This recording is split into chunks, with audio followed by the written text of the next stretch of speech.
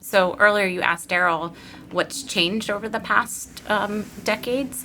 And the one thing that came to my mind was international franchising.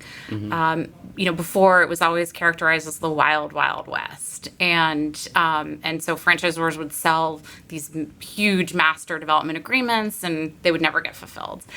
And slowly over time, franchisors have recognized like the cost of that. So like up front, you get this great big check and that's amazing.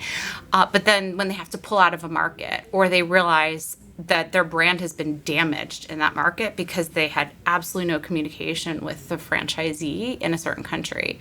So the trajectory, market research has been changing the trajectory of brands internationally because they recognize if we do a little study ahead of time in a specific country, then we know, are we actually going to be successful there?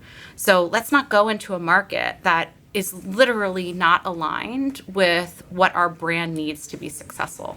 And they reduce the reputation cost, the brand devaluation, and all sorts of other negative consequences of not knowing upfront and not paying attention to what's going to make their brand successful in each market. Very powerful, as a lot of brands have been very successful here in the States and turned their eyes internationally, and there's a lot of emerging markets and really excellent potentials, and also discovering which markets that they should be looking at. So very, very powerful.